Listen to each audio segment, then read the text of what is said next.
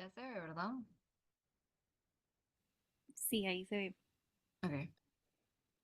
Bueno, buenas tardes. Mi compañera Maripaz y yo, Ana Clara, vamos a presentar el proyecto que hicimos acerca del análisis de la distribución geográfica de apis mellifera según las variables climáticas en Costa Rica y Brasil.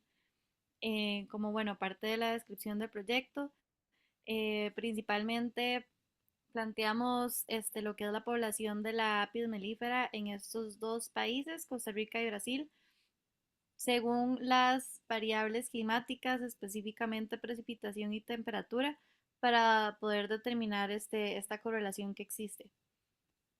Como parte, bueno, de justificación, bueno, las abejas, ¿verdad?, cumplen un rol fundamental en lo que es la polinización natural de las plantas y de los cultivos. Sin embargo, estas poblaciones se están viendo realmente afectadas y se están reduciendo de una manera drástica en los ecosistemas por diversos factores. Esta especie de abeja, Apis mellifera, en especial, se está viendo bastante afectada debido a múltiples factores relacionados con el cambio climático, la eliminación de los hábitats y las malas prácticas en lo que son los cultivos. Esta especie, bueno, fue introducida en Costa Rica y en Brasil. Sin embargo, bueno, estas poblaciones evolucionaron de una manera distinta, ya sea por estas condiciones ambientales, como vegetación, temperatura, precipitación, por lo que, bueno, es importante realizar esta comparación para poder entender las preferencias que tienen estas especies y también su capacidad de adaptación. Brasil, escogimos Brasil porque es de los países que más avistamientos tiene de esta población. En la parte, bueno, de antecedentes, estas abejas tienen un origen africano. Fueron introducidas en Brasil en 1956 con el propósito de tener una línea de abejas mejor adaptada a las condiciones tropicales y específicamente para la producción de la miel. Sin embargo, aproximadamente 26 enjambres se cruzaron con abejas de origen europeo, lo que generó un híbrido que dio como resultado a esta abeja que se le llama una abeja africanizada.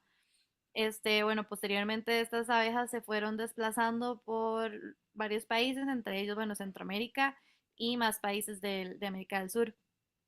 Entonces, bueno, al final se dio totalmente un reemplazo de lo que eran las abejas europeas. En Costa Rica, bueno, los primeros enjambres de estas abejas se reportaron en 1983.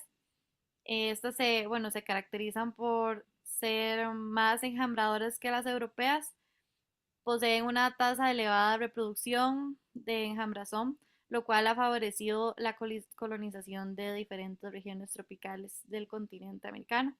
Sin embargo, bueno, durante estos últimos años sí se han reportado pérdidas en el número de las colmenas debido, bueno, a los factores mencionados anteriormente, en los que incluye las condiciones climáticas y ambientales que se ha visto que ha provocado que esta población se disminuya y se ha visto también que influye en lo que es el comportamiento higiénico de estas poblaciones.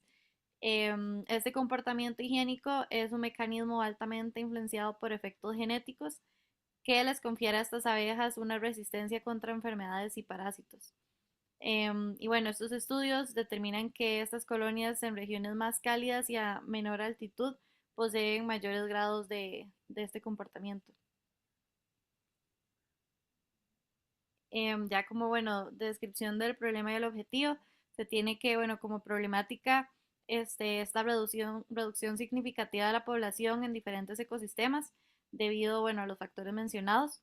Y bueno, a pesar de ser una especie introducida tanto en Costa Rica como Brasil, ha experimentado diversos patrones de evolución diferentes según estas condiciones locales, que son diferentes en ambos países, incluyendo las evaluadas como la precipitación y la temperatura, por lo que es de suma importancia analizar estas diferencias para poder entender un poco mejor a la especie y poder determinar patrones de adaptación y supervivencia. Además se ofrece información importante para poder mitigar la pérdida de esta especie y poder tomar acciones para la conservación. El principal objetivo es analizar la relación entre las poblaciones de Apis mellifera en Costa Rica y en Brasil según las variables climáticas de cada país para determinar la correlación entre las variables y así poder determinar la adaptación de la especie en dichos entornos.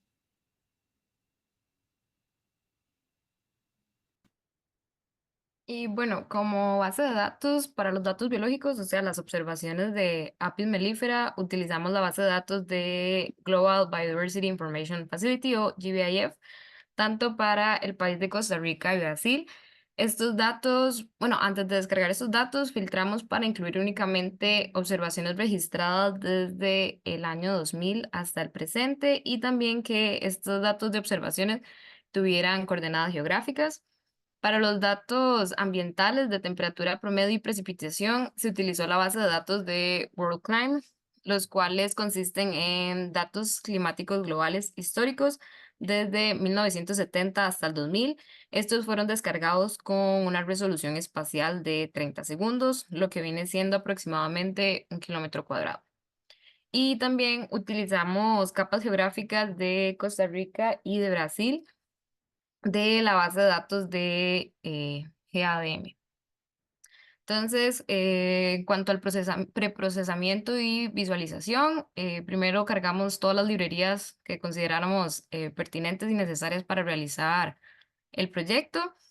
Bueno, aquí están todas ellas. Luego hicimos lo que fue cargar datos biológicos y una evaluación de cuáles eran las columnas de esta base de datos para ver qué información se contenía. Hicimos una filtración de esta base de datos porque a la hora de descargarlo descargamos Costa Rica y Brasil, entonces hicimos una filtración para separar por país los datos de observaciones, entonces acá están los de Costa Rica y por aquí están los de Brasil. Seguidamente a esto hicimos un análisis de observaciones de Apis mellifera por año en Costa Rica y aquí viene el gráfico de observaciones por año. En este se puede observar un poco la frecuencia de observaciones en Costa Rica a través de los años que seleccionamos, que fue del 2000 al presente, comenzando en el año 2000 con alrededor de 50 observaciones y manteniendo estas frecuencias hasta el año como 2017 tal vez, que fue donde se empezó a apreciar un incremento significativo en cuanto a estas observaciones.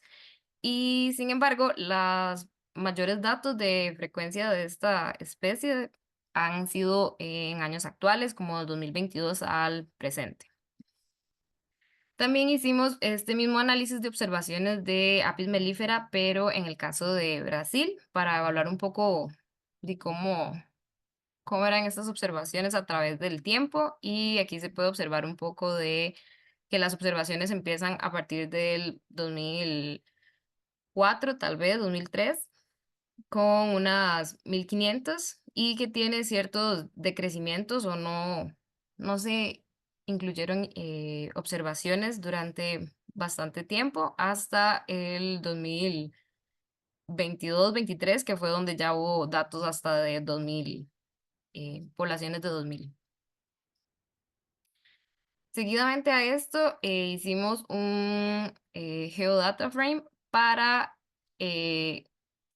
incluir las coordenadas geográficas de estos puntos y poder graficarlos en el mapa de cada uno de los países de interés.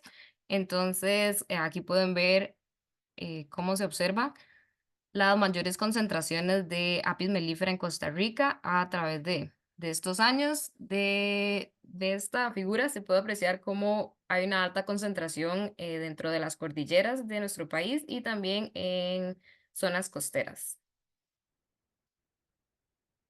Seguido hicimos lo mismo, un Geodata Frame, pero para las coordenadas de los puntos de observación de Apis mellifera en Brasil y aquí se puede observar un poco las concentraciones o la distribución de estas observaciones, viéndose mucho en las zonas extremas, bueno, o en el sureste, se ve una gran concentración de esta especie.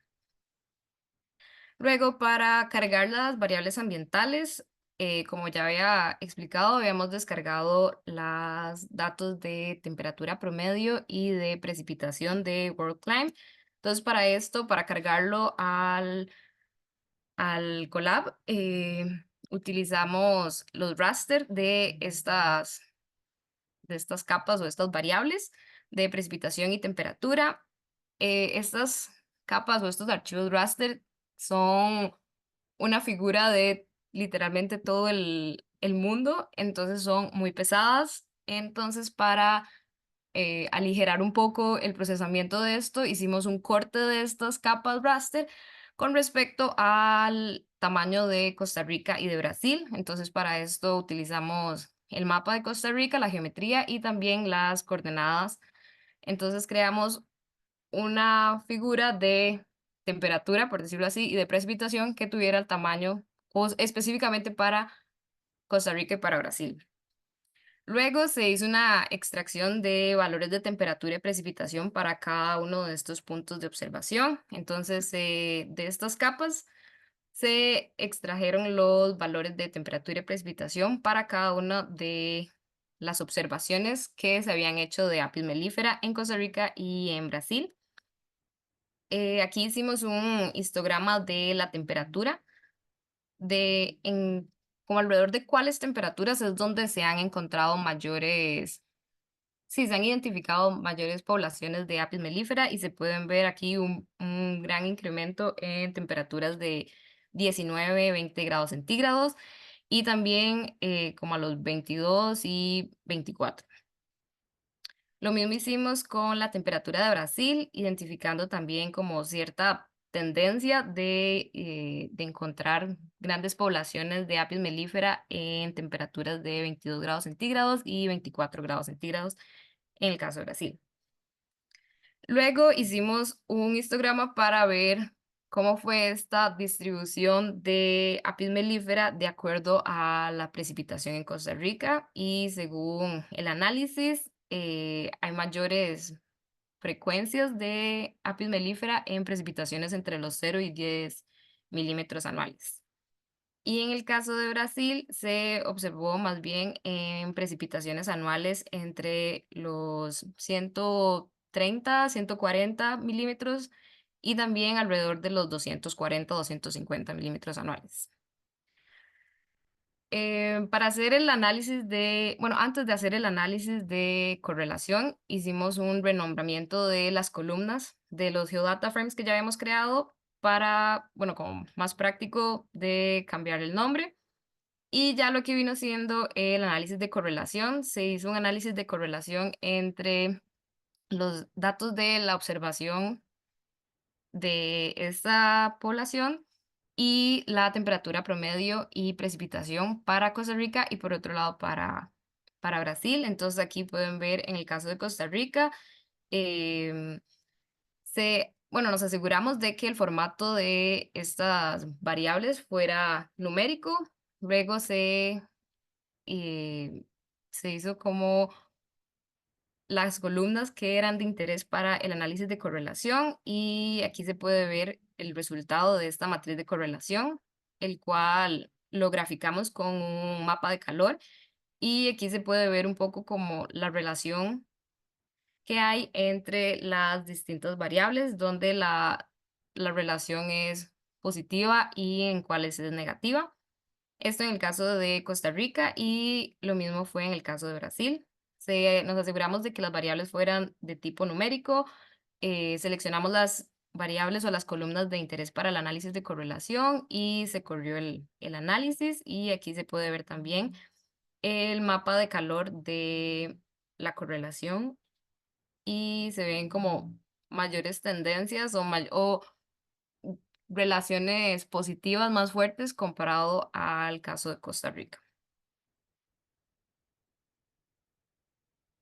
En la parte ya como de conclusión, bueno, las observaciones de Apis mellifera han demostrado, bueno, un incremento gradual en Costa Rica con una mayor concentración en el área central, mientras que en Brasil se observan patrones más fluctuantes, con un pico entre el 2002 y el 2007 y una mayor concentración en las áreas del sur y el sureste. En la parte de factores ambientales, en Costa Rica, bueno, la especie tiende a observarse con mayor frecuencia a temperaturas más bajas y baja precipitación, mientras que en Brasil las observaciones son más comunes a temperaturas entre 22 y 24 y precipitaciones de los 24 milímetros por año a 140. Sin embargo, creo que la temperatura pues sí está bastante parecida, realmente la precipitación sí está como un rango mucho más amplio.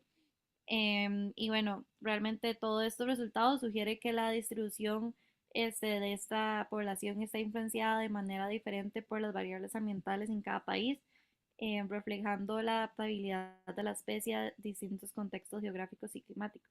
Y también creo que es importante agregar que aunque realmente se muestra en ambos países un crecimiento bastante grande, digamos, en los últimos años de la población, esto realmente no quiere decir que la población no se encuentre en, ¿verdad? En peligro por los diversos factores, porque también todos estos cambios climáticos y todo que se ha dado ha sido mucho más fuerte últimamente, entonces también creo que la población está mucho más propensa a disminuir en los próximos años, entonces también creo que, bueno, es importante ver todos estos factores para poder también tomar medidas de conservación a lo que realmente se espera a futuro. Y eso sería. Muchísimas gracias. No sé si hay alguna duda.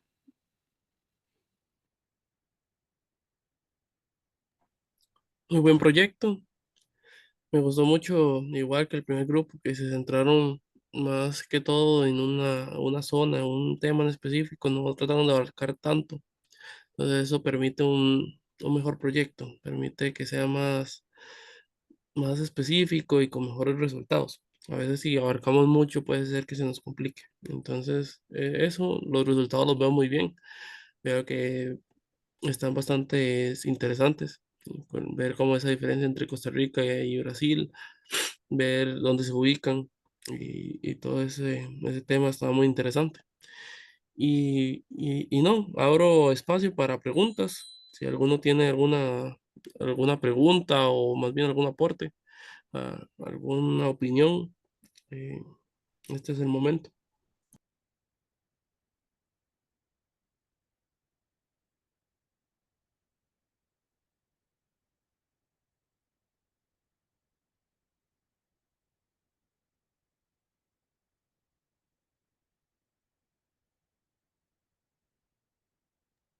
Ok, yo creo que no hay preguntas, entonces voy a parar la grabación.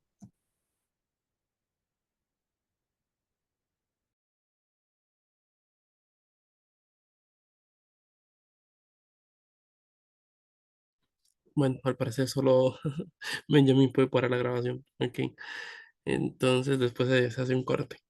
Ok, y no, esos eran los grupos que se ofrecieron a presentar.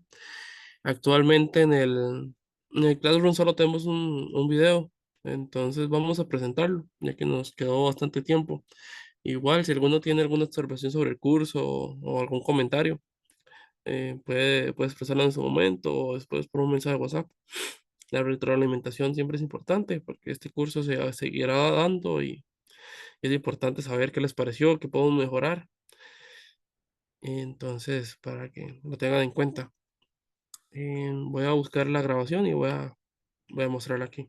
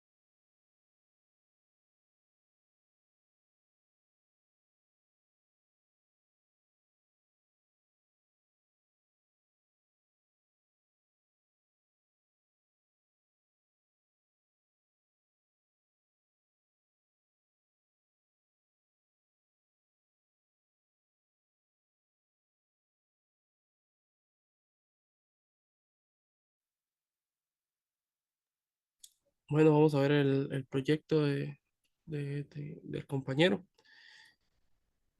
Por favor, prestar mucha atención y agradecer al compañero por el proyecto.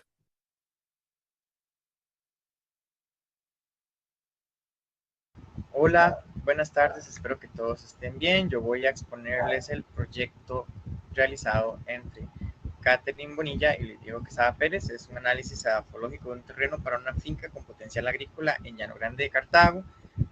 Bueno, rápidamente, la descripción del proyecto es una finca experimental para un instituto de investigación. Se pretende conocer las condiciones del suelo para analizar las prácticas de manejo agropecuario y su potencial uso en investigación.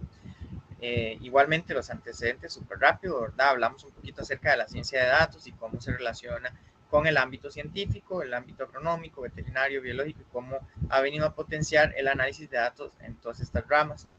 Luego hablamos un poquito acerca del estudio edafológico y cómo ha sido también potenciado a través de la información geográfica y también el análisis de datos, el data science, y cómo se ha podido profundizar más en esta rama. Luego, pues también hablamos un poquito acerca de 3 variables importantísimas en el suelo, que son el contenido de arcilla en porcentaje, el contenido de materia orgánica igual en porcentaje y la capacidad de intercambio catiónico. Básicamente son tres propiedades que se correlacionan en el suelo y que son muy importantes para la salud del suelo. Obviamente hay mucho más variables, pero esas 3 son como las más importantes. Bueno, básicamente tenemos un conjunto de datos. El problema es ese, que tenemos un conjunto de datos de muestreo. Inicialmente no sabíamos que era de una finca en particular, sabíamos que era de todo el territorio nacional. Bueno, sabíamos que teníamos set de datos de todo el territorio nacional, pero no sabíamos exactamente este set de datos que decidimos analizar de qué localidad específica se trataba. Entonces necesitamos analizar en detalle y su relación con las variables geográficas. El objetivo general, obtener un análisis del terreno a utilizar en un sistema agropecuario. Los objetivos específicos, bueno, realizar el procesamiento y el acondicionamiento de los datos, ejecutar un análisis exploratorio de las variables en estudio, obtener gráficos de correlación y análisis geográfico. Estos datos fueron brindados por el Departamento de Estudios Básicos de Tierra del Instituto Nacional de Innovación y Transferencia en Tecnología Agropecuaria. Es una base de datos que consta de 60 puntos de muestreo aleatorizados que se realizó en una finca de 51 hectáreas, las cuales 28 son de uso agropecuario y 23 de bosque. Y las variables que teníamos eran las más importantes: arcilla, materia orgánica y capacidad de intercambio catiónico efectivo. Los datos fueron utilizados o son utilizados a discreción debido a que son proyectos que todavía se encuentran corriendo en este momento. Ok, entonces iniciamos con el preprocesamiento de los datos, ¿verdad? Instalamos todas las bases de datos usuales, las que hemos visto en clases: Pandas, GeoPandas, NumPy, Seaborn, Matplotlib, Data Profiling, Shapely. Y bueno, cargamos el archivo, hicimos un data frame. Aquí estamos mostrando únicamente el encabezado del data frame debido a la discreción de los datos. Imprimimos porque necesitábamos saber qué tipo de variables teníamos. Entonces ahí vemos que todas son variables continuas. Y luego pues decidimos quitar latitud y longitud de las columnas porque queríamos ver en el análisis exploratorio de datos las correlaciones de las variables materia orgánica, capacidad de intercambio catiónico y arcilla. Bueno, creamos un primer informe. En este primer informe pudimos ver varias cositas interesantes, ¿verdad? Primero, bueno, que teníamos 60 datos en total, 4 variables se detectaron aquí porque tenemos materia orgánica, arcilla, CICE, y la otra es el identificador de la muestra. Aquí vemos que una variable que es el identificador de la muestra se consideró como texto, las otras 2, materia orgánica y CICE, como numéricas, y una variable categórica, que la variable categórica era la de arcilla. El software Python lo interpretó de esa manera. Esto que está aquí no nos da mucha información, es el identificador de la muestra. Aquí podemos ver materia orgánica tiene una distribución normal, una media de 4,8, casi 6, un mínimo de 4 y un máximo de 5,94. Según las referencias internacionales y nacionales de edafología, la materia orgánica es tiene varios niveles. Entre 2 y 4 se considera bajo, 4% bajo, de 4 a 10% medio y de 10% para arriba alto. Y por debajo de 2 muy bajo. Entonces aquí vemos que tenemos los valores dentro de la categoría de media, materia orgánica media en el suelo. O sea, es un suelo que es medianamente rico en materia orgánica. La materia orgánica sería los diferentes componentes biológicos que se van acumulando en el suelo conforme pasa el tiempo. El CICE, que es la capacidad de intercambio catiónico, tiene una distribución un poco más logarítmica.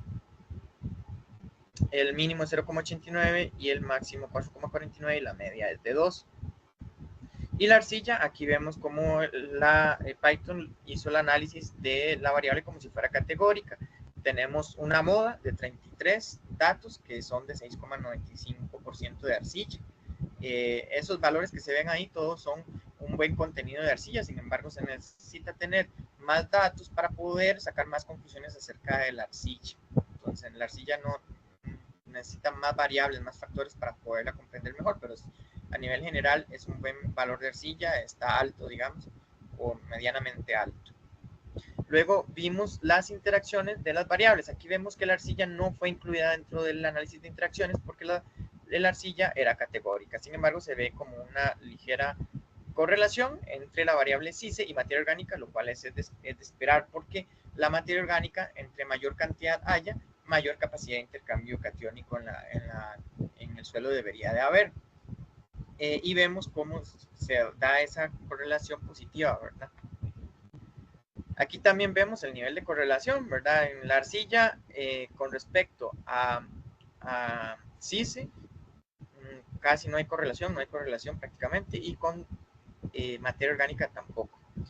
Con lo que es capacidad de intercambio catiónico y materia orgánica hay una correlación, tampoco es muy fuerte, entre 0,25 a 0,50. No es muy fuerte tampoco, sin embargo, sí hay una correlación. No hay valores perdidos, todos estaban completos, entonces no tuvimos que completar datos. Luego decidimos hacer un forzamiento de los datos para que se pudieran ver cómo la variable arcilla se pudiera ver de manera como si fuera una variable continua, no como una variable categorizada, para poder ver qué correlación había entre los datos. Y ahí, pues bueno, lo único diferente que obtuvimos con el gráfico anterior es que se puede ver este gráfico entre correlación de arcilla y materia orgánica, y que también es muy similar entre arcilla y CICE, ¿verdad?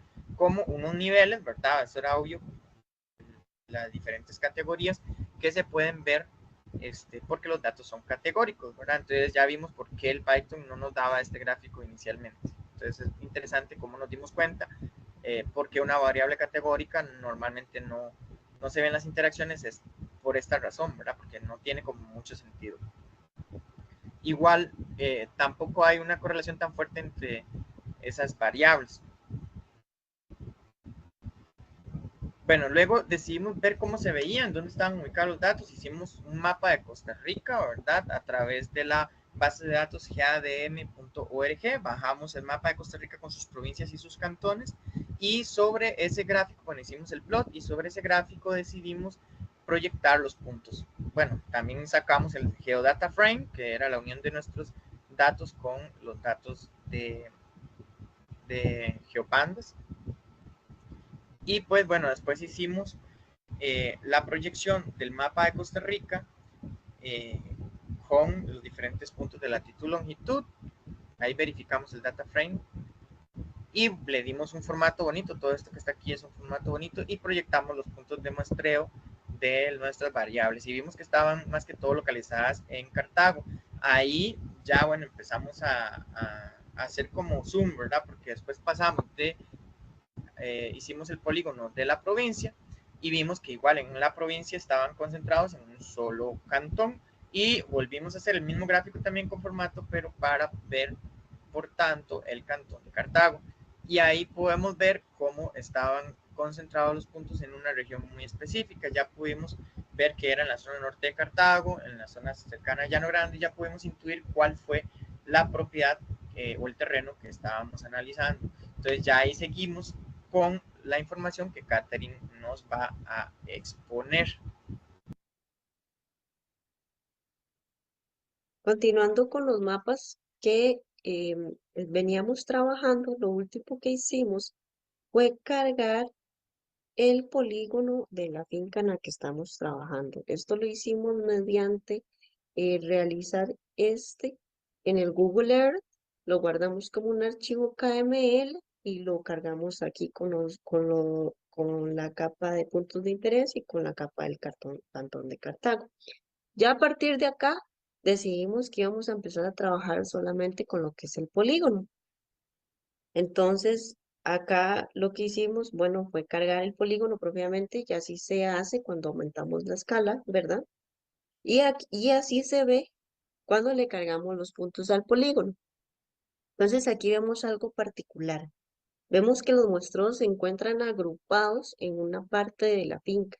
Esto lo podríamos entender mejor si logramos ver este polígono sobre una ortofoto, o una foto satelital, ¿verdad? Entonces, bueno, para hacer eso, primero lo que hicimos fue cargar una ortofoto de la hoja cartográfica a la que corresponde la ubicación de esta finca, que la hoja cartográfica correspondería a la que se llama Istaru. Esta se carga como un geotip y entonces logramos ver esto. Que esto es como, por así decirlo, una cuadrícula de Costa Rica. Y podemos ver que en esta zona se encuentra el polígono. Entonces, simple, o nuestro polígono de interés. Entonces, lo que hacemos es aumentar la escala al polígono y entonces ya obtenemos esto. Entonces, aquí nos damos cuenta la razón por la que los puntos de muestreo están distribuidos en una sola parte en la finca. Y es porque esta es la que es la zona agrícola o para uso agropecuario y esta es la zona de bosque. Entonces, por supuesto, no se iban a tomar puntos dentro del bosque porque no es zona de interés para trabajar. Entonces, con este mapa ya lo que decidimos hacer, entonces son mapas de calor con respecto a las variables que teníamos en nuestra base de datos. La primera variable a la que le hicimos el mapa de calor fue la materia orgánica. Aquí podemos ver que hay zonas específicas o áreas específicas en las que se concentra un poco más de materia orgánica que el resto. Sin embargo, es importante destacar que los datos oscilan entre 4 y 6, y esto en términos de clasificación se diría que son valores intermedios de materia orgánica. Entonces, al final, podría decirse que son relativamente homogéneos, porque si ustedes ven la escala va de 0.25 a 0.25. Ahora, con respecto a los valores de capacidad de intercambio catiónico efectiva, es decir, la capacidad que tiene el suelo de poner disponible esos nutrientes que están en el suelo para la planta. En este caso, podemos ver que en realidad también la escala, si la vemos, aumenta de 0.5 en 0.5. Tenemos por acá un área que tiene una mayor CICE que el resto. Sin embargo, los datos oscilan, por así decirlo, de entre 1 y 5 máximo. ¿Esto qué nos quiere decir? Que bueno, igual, en términos de clasificación se podría decir que son valores de intermedios a bajos de CICE. Y luego, con respecto al mapa de porcentaje de arcilla, podemos ver igual que hay como un color como bastante parejo en la finca, a excepción de esta área, que tiene un valor de CICE particular, y en el análisis de datos inicial lo que se ve es que hay un punto muy alto en un punto muy específico. Entonces, ¿qué podemos sacar de conclusión de estos datos? Bueno, que en términos agronómicos, el manejo del suelo en esa finca se puede realizar de una manera muy similar en todas las partes de la finca. Sin embargo, bueno, esto en cuanto a estas variables, ¿verdad? Sin embargo, hay que tomar en cuenta muchos otros parámetros. Uno que es muy relevante es el de pendiente, que ahí entonces habría que intensificar las prácticas de conservación de suelo que se vayan a hacer. Sin embargo, en general, los datos que tenemos presentan de valores intermedios abajo, también quiere decir que tenemos que hacer prácticas de conservación de suelo para tratar de conservar las características de materia orgánica y de cis en ese suelo. Entonces, prácticamente, bueno, eso sería nuestro proyecto. Muchas gracias.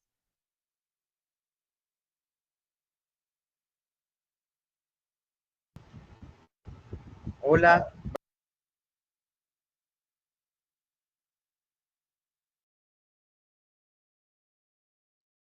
Ok, entonces, al no haber más proyectos para mostrar, por aquí quedaría la clase. Muchas gracias a todos por haber asistido a este curso. Espero que haya sido de buen provecho para ustedes, que hayan aprendido bastante. Ojalá que puedan aplicar todos los conocimientos del curso en sus ámbitos laborales o en sus proyectos a futuro. Em, Seguramente más adelante se abra un curso en que sea el siguiente nivel de este, que se lo da la profesora María. Nosotros les estaríamos informando ahí por el grupo de Telegram cuándo sería ese curso, para que si alguno está interesado en seguir en este ámbito, esté atento.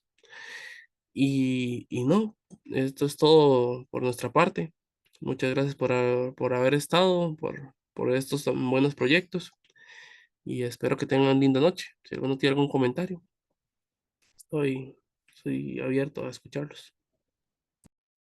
Muchas gracias por todo. Algunos trabajos sí estuvieron un poquillo rudos, que si yo no hubiera estado en equipo probablemente estaría un poquillo más perdida de lo que estaba. Pero no, verdad, muchísimas gracias porque es realmente útil. Qué bueno, qué bueno. Sí, algunos trabajos a veces es difícil buscar un trabajo que sea nivelado, pero ojalá que les haya ido bien y tal vez para próximos cursos trataremos de dejar trabajos más nivelados.